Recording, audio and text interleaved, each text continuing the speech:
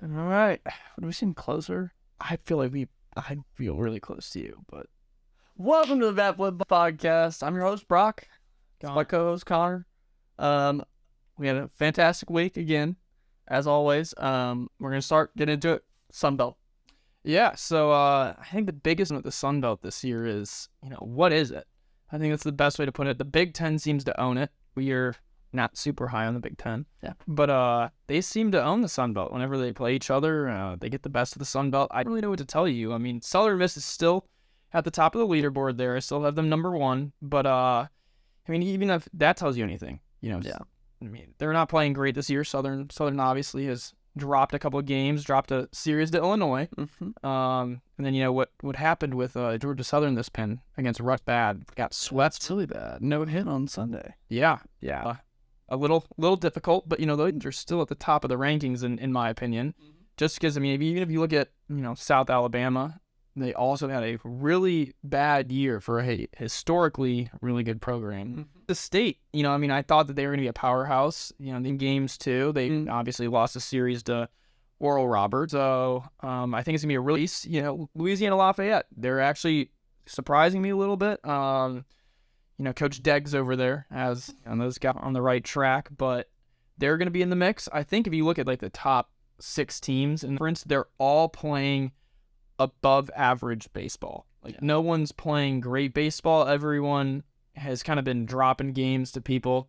No one's been playing incredible, but they're all playing above average. And I think once you get into conference, see much separation. You really don't. I think it's the last weekend where some of these teams are going to be seeded, and then I think in the tournament as most of the time for conferences, it's honestly going to be a toss-up and who's playing the best baseball at the end of the day. But yeah, what is really going on in the Sun Belt? Because I don't know. You look at it and as a betting man myself, yeah, I look at it and I want to bet on these teams, but sitting burnt already so many times this year. I to do you think Southern Miss is going to be really good? Doesn't make any sense. Same thing with Texas State. Yeah, weird year for the Sun Belt, especially for instance. That's normally that good. I think the best way to summarize it, if you were to be a betting man, you would think, okay, well, Georgia won the series against UCF. UCF has been doing really well. We all saw what they did to Florida State yesterday. And, you think, okay, well, they're playing well. They went to UCF. They won the series there. They should take care of Rutgers. Rutgers is still a good program. They've been, not doing as well as we thought they would at the beginning of the year. But then, Rutgers comes down and, beats them up. Mm-hmm. And so I think it's, I don't know, yin and yang almost. Yeah, and we're going to have somebody from the Sun Belt on the podcast next week, which I'm really excited for. We got Friday night starter from Georgia Southern, Ty Fisher, coming on the podcast next week. It's going to be a whole big time. We're going to have a lot of fun, talk to him. But yeah, Sun Belt's just been really weird. I honestly don't know how Southern Miss is still in the top 25 at this point. Completely agree with you on that one. It's weird. Come on, Kendall. You don't have to do that to them. But yeah, I think it's good. Not the continuation of the Battle of the Bad. Yeah, probably my favorite segment. Just right now. But yeah, both teams, North and Minnesota. One's sitting, the other one's probably 2-14, maybe right now. I think Minnesota's at 2-14. Northwestern's 0-12. I still, just a little bit above Northwestern with, I think, the 2 wins really speak, even though they were close ones. But yeah, Minnesota down to West Virginia. I actually was watching some of those games, not in person, plus. And, Minnesota was holding their own for a little bit. And then, West Virginia got the best of them. They're still climbing to get there. I think they have some potential to maybe go close to 500 in the Big Ten. Doubt it, but they have potential. I think Northwestern, with what they've got going on with Brock, what he on a couple weeks ago, I think I don't know if it's self. They do have a favorable matchup out against Butler this weekend. Now, if they win that one, I don't know if they turn the season around, but at least they get the Northwest not win a game. Bold statement, but if you don't win one of the first probably 20 games, it's pretty tough to win one in the last 30 because you're playing mostly good teams, especially for them being in the Big Ten. We have a great baseball conference, but still, it's certain how they're playing right now. Yeah. The way I kind of look at the Big Ten is I kind of think there's, everyone in the Big Ten, then literally a cliff, and then there's Minnesota. And honestly, there might be between. I'm about to say, I think it might be cliff, Minnesota, even bigger cliff, Northwestern. Maybe. And honestly, the fact Minnesota in the regular season that I found out, depressing as it is, because I really was eyeing that matchup up, they don't, which is not going to make things easier for them. Yeah, no, not at all. So, win a game? I think we start a petition if Northwestern doesn't win a conference game this year, that they are kicked out of the Big Ten. For baseball. Honestly, Basketball team tournament. yeah, I don't know. We'll see. Yeah. We'll see how it goes. But yes, no improvement, No. which is about what we expect. We were texting during the first game of the Minnesota and West Virginia series, and through the first few innings, kind of looked like for a minute, and then they brought us back. Too bad, West Virginia. Here's the game on. Yeah, I mean, they even came out. I mean, the game turned out to be, but they lost by 4+. Yeah. So, Talk.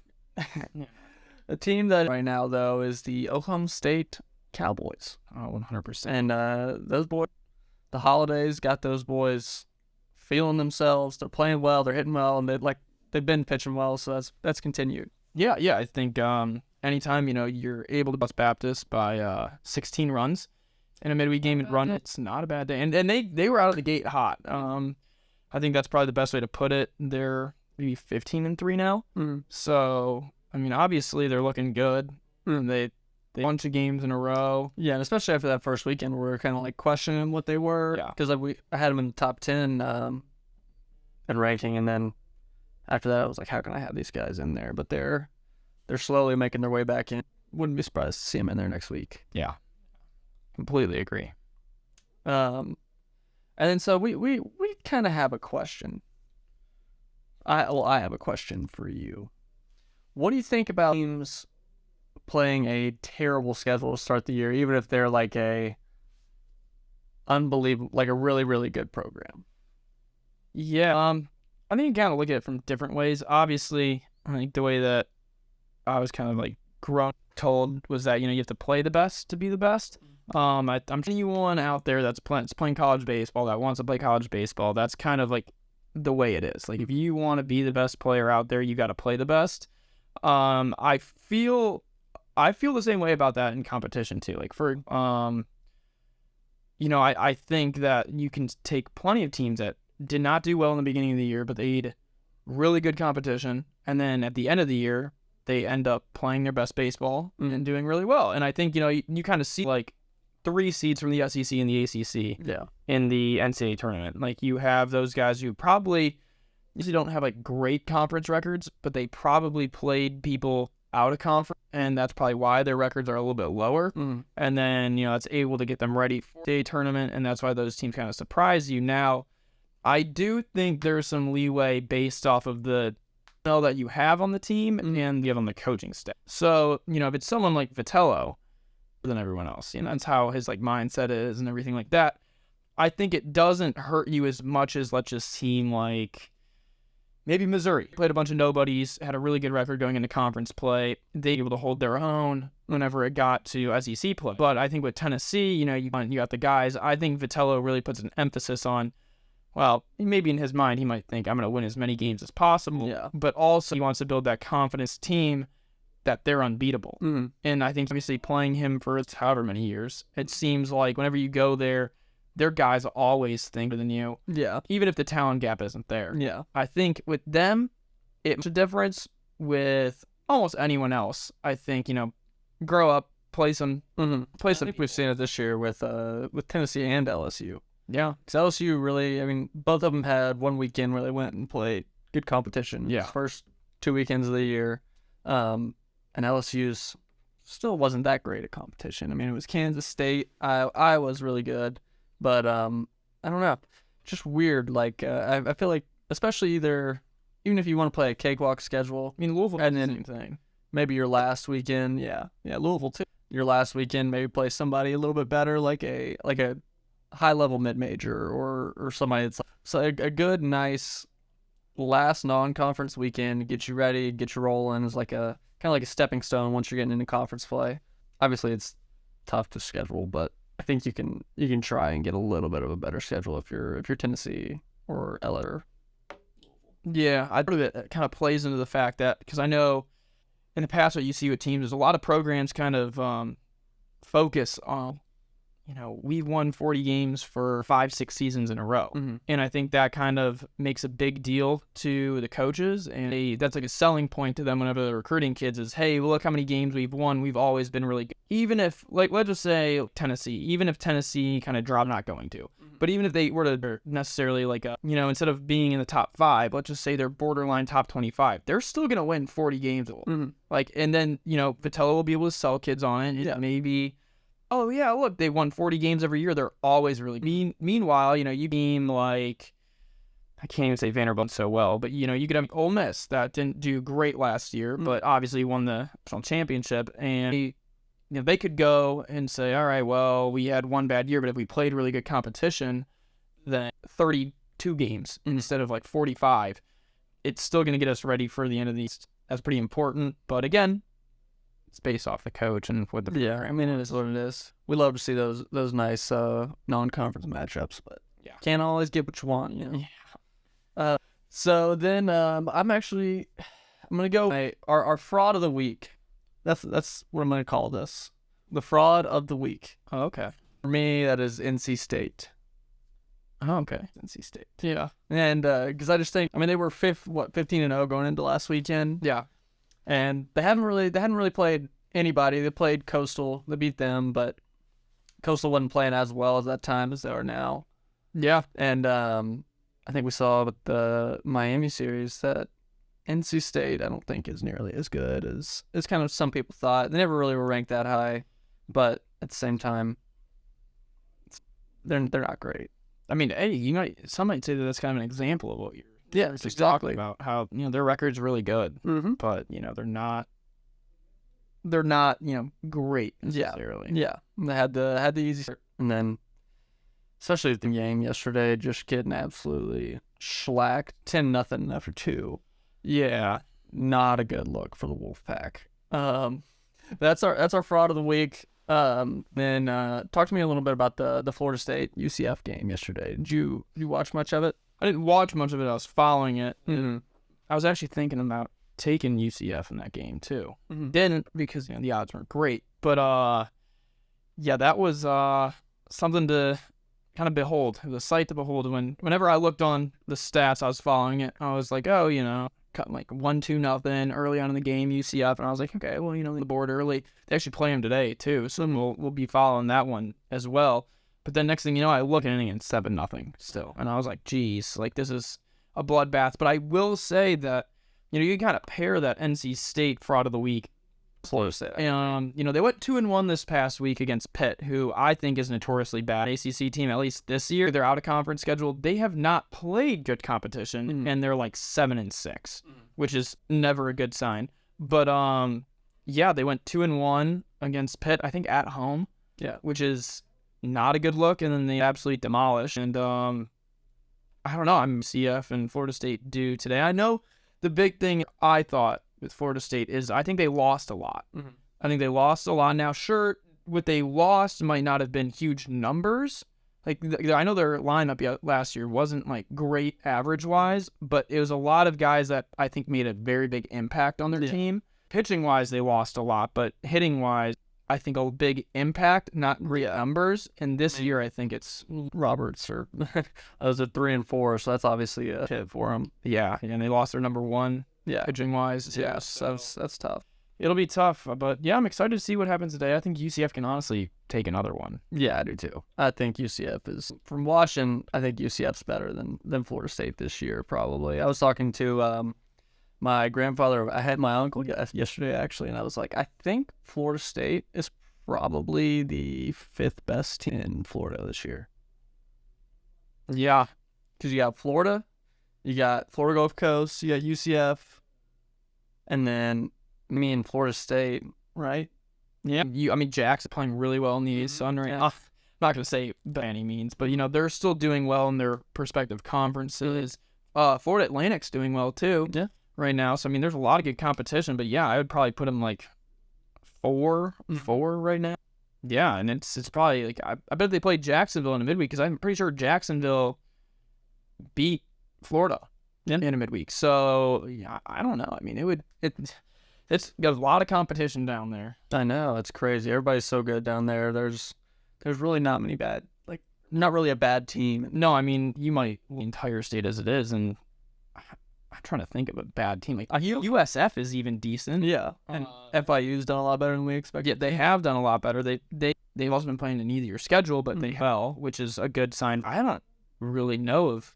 There's not a bad team. Is Stetson's the worst, which is crazy. It's crazy to say. Florida the best? North Florida might be the worst. Yeah, probably. I don't ever think about Florida A&M. Florida A&M. Is Florida the best baseball state For college baseball? for college baseball? It's tough because I would say they don't have as many as, let's just say, California. I think if you were to look at, honestly, California's got a lot of good baseball teams, a lot of good teams that, especially like a lot of people, like one of my favorites, Cal State. A lot of people will probably have this year. That West Conference is going to be good. I mean, you have teams in the West Coast Conference that are in California. I don't know if you look at Austin, but then, I mean, I guess maybe it would be better because you got Oral. Is that it? It might be. And so, no, they don't. So, like, that might be a better, but I'm saying, like, if you take, like, 10 plus teams and average out an entire, yeah, I mean, that's competition round, you would think. Do we want to do, like, a state bracket? We were going into March Madness now. It's going to, we could take, and do, like, a tournament bracket. And do an average win total. Oh. And see, or we could put it on Instagram with the polls and have you guys vote the average per state. Average win total per state? And see, like, which... Yeah, see who has the highest average win total. Then, you know, if you fall into the trap of the cakewalks, if the entire state has a bunch of cakewalks, then... But, like, who would be that? I don't know. Exactly. I don't know who would be that. I don't know. I would assume that would be pretty good. I would think Oklahoma. I'm surprised Washington would also be really good. Yeah, one would be good. I don't know how Seattle's doing right now. It'd be pretty good. We could also do, like, Kentucky might be more. Yeah, because Morehead's doing okay. Louisville's doing well. Yeah, dude, I'm just gonna take it from, if we do the win total, we'll take it from last year. Oh, okay. I mean, or you can't Mississippi. We could do a state bracket. The big states. We can do, like, a Texas, Florida, and California, and do a legit bracket on it. But I don't know, it might be tough. A lot of voting. We'll see. We'll figure something out, and we'll get it up, guys. I just brought up Mississippi as one of the good states, but we did not have a good call on them this weekend. Mississippi Valley State. Yeah, I mean, I don't know if any of you guys have watched it. If you haven't watched it, I encourage you to watch it because it was probably one of the worst things I've ever I seen. feel like everybody's seen it by now, you know? Yeah. It's been all over SportsCenter, ESPN, like everything. He obviously enjoys the game a ton. And fuck, I forgot Rose Gold. Well, he enjoys the game a ton, I'm sure. Is he their best player? Did he any reason? Yeah, he leads the nation Ags. Oh, does he? Yeah. Oh, okay. So it's their best player in the game. He leads the nation in stolen bags right now. They have the top two guys. But I think, like, you know, you're younger, you always make jokes like, oh, the umpire just wants to get home. Oh, that's the definition. And with that being that is 100% he was doing. Like, that is exactly what he was doing. Yeah. Also, to kind of talk is, you know, it's tough. If you watch the video, the ump runs out. If you make a call and then you run out, like if you have out of a blowout game, the umpire, either that says A, you really have somewhere to be, and you probably shouldn't have made that commitment beforehand. You know, B, you really messed up. I mean, if you shouldn't have, run out after you make a call. Like, I don't even care how bad it was. Like, 5 years of college baseball and watching baseball like a countless number of times. I have never seen that before.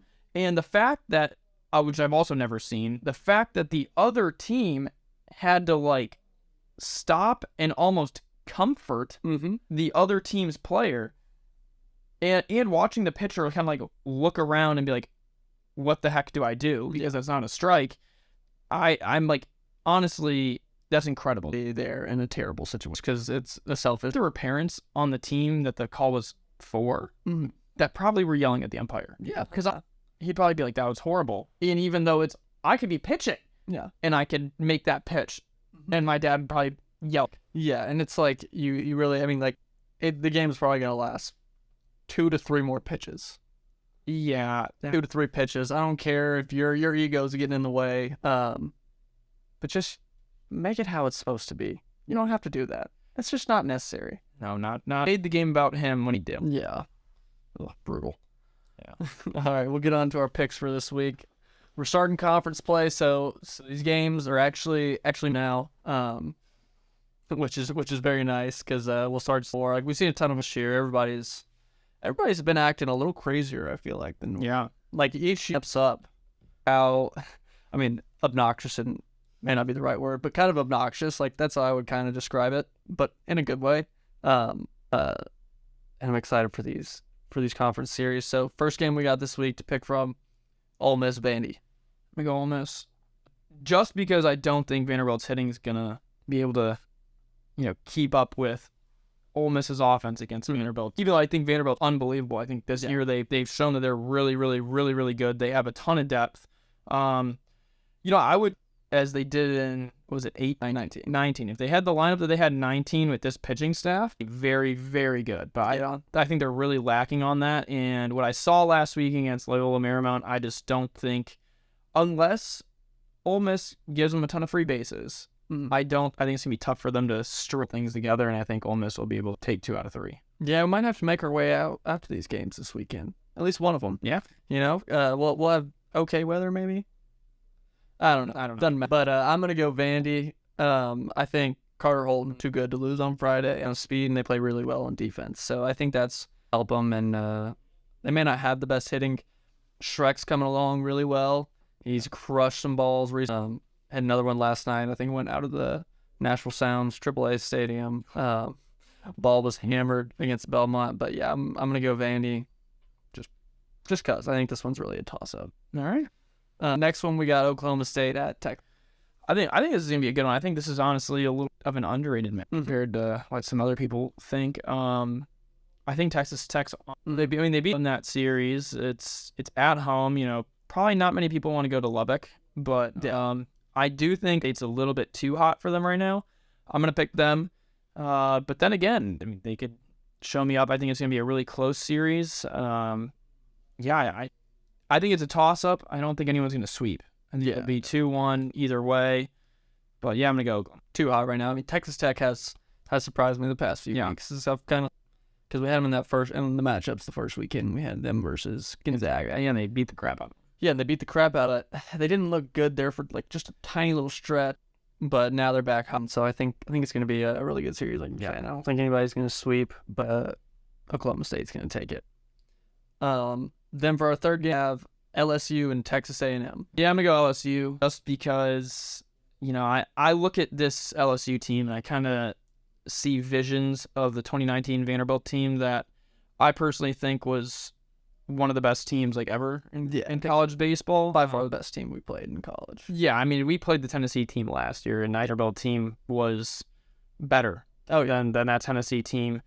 And I see visions of it. Their lineup's unbelievable. They just had their Saturday guy get pitcher of the week this past week. Mm-hmm. And Skeens struck out 12 again in 6 innings and let up 2 hits and 1 run. Guy got the pitcher of the week. Their lineup's incredible. They're obviously playing as they should. Yeah. I'm going to go knock on Texas A&M. He's good. Yeah, I'm with you. I'm going to go LSU as well. I think you got, obviously, their Saturday guy is really good as well. And when you got Cruz, Morgan, and White in the lineup, it's pretty undeniable. Even out of the pen, you got Christian Little, money. It's a lot of pieces. A lot there. Oh, yeah. But I think Texas A&M will probably steal one with it being in College Station. Yeah, I think that place will be rocking. Yeah, because it's a big weekend for both of them. They open up conference play against the number 1 team in the country, who's been proving us all right almost. But I think Texas A&M probably steals the. I think Texas A&M steals the Saturday game. Okay, that sounds good to me. And then fraud of the week in the next one, we got Virginia versus NC State. Whenever you're going to have fraud of the week, arguably one of my favorite teams this year of college baseball. I love Virginia. Last week, I think I said it on a podcast with teams in the country. They beat UNC. I was actually a little bit to even drop a game to UNC. Yeah. So I'm going to go Virginia again. I think their lineup's just that good. And, they have enough pitching. So. Yeah, I'm going to go Virginia as well. I mean, I don't think NC State's that good, and I think Virginia's underrated, like you were saying. I think they're really good. So that's really not too hard for me. Yeah. Next, we got Southern Miss. We're going to the Sun Belt. Yeah, this is, we were talking about earlier, I think this is going to be, it's a toss-up. I think that's the best. Thinking about it now, in my mind beforehand when I saw this matchup, I thought to myself, well, Southern Miss could for sure win, but it's at Texas State. I will say that Southern Miss is on a 3-game win streak, did drop one to Sparezzo at home, but I don't know. I'm going to go Southern Miss. I'm going to go Southern here. I think their pitching's enough to hold that offense at bay at home. And heard the place fly well. So I think, Southern Miss's offense can make a little bit more noise than they usually do. And I think that upset. I'm going to go Texas State. I think they're not expecting them to recently. I know they got beat yesterday, but pretty bad, actually. But that is what it is. Texas State, I think, I'm going to take this one. I think Southern Miss just hadn't been playing well enough. I don't think the offense, but the ball may fly there, but I don't know if the offense is really going to travel. Yeah, I don't know either. We'll see. Like I told you, it's a Sun Belt. Yeah. You don't know. It's a toss-up. I mean, who knows? But yeah, I think we got good slate of games this weekend. I'm really excited for them. We're about to head to a game right now, and we're really excited for this. And we can't wait to have our official guest next week. Like I said earlier, Ty Fisher from Georgia Southern. We're excited to get to talk to him about kind of what the year was like, throwing in that regional game last year, taking a no-hitter into the 9th. Yeah, get hit in the eye. Get hit in the eye. Yeah. Just everything, going through the transfer portal, how the whole transfer portal process kind of worked for him, and just his family in general, kind of his backstory, getting to know him. Yeah, and definitely maybe even bring up Cade in there as well. Might bring up Cade next week, Fish. So get ready. We'll see you guys then.